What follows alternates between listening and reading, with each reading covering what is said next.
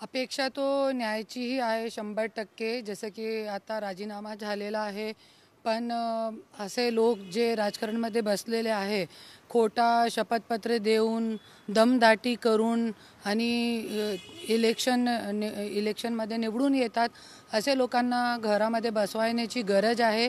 आणि ज्याच्यासाठी मी याचिका टाकली आहे आणि 100% याच्यामध्ये मला न्याय अपेक्षित आहे.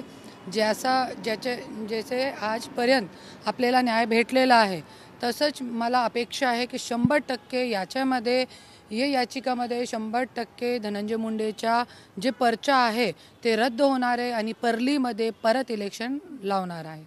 तुमच्या खरंच याचिकामध्ये काय लिहिलं होतं, काय मागणी काय होती? याचिकामध्ये हेच मागणी होती की जसे की धनंजय मुंडेने पहिल्यांदा तो जे धनंजय मुंडेने दमदाटी करून सगळे 200 बूथ कॅप्चर करून सगळे व्हिडिओ व्हायरल झालेले आहे, सगळ्यांनी बघितलेला आहे मीडियावरती.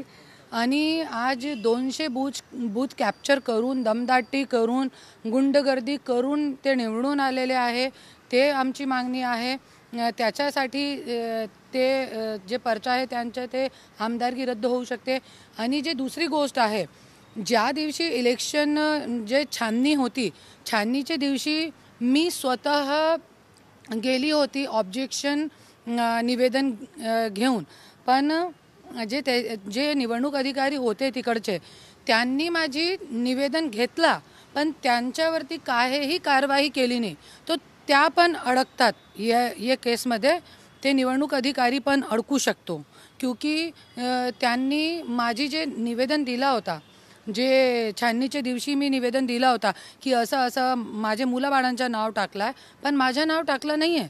अगोदर मी दिला होता, पण आता त्यावेळेस त्यांनी जरी न्याय केला होता आणि छाननीच्या दिवशी त्यांनी त्यांच्या आणि इतकं पण सांगितलं होतं त्यांनी की धनंजय मुंडेचा पर्चा जे आहे रद्द करण्यात आला आहे, असं पण सांगितलं होतं. तिकडे निवडणूक अधिकारीचे व्हिडिओ पण होते.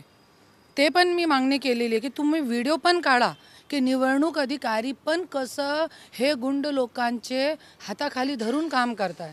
हे सगळी माझी मागणी आहे. आणि जे माझ्या मुलाबाळांचं नाव टाकलं आहे, माझं नाव नाही टाकलं आहे. आणि माझे जे पूर्ण कोर्टामध्ये DVचे डोमेस्टिक व्हायलन्सचे सगळे जे कोर्ट केस चालू आहे त्याचा पण उल्लेख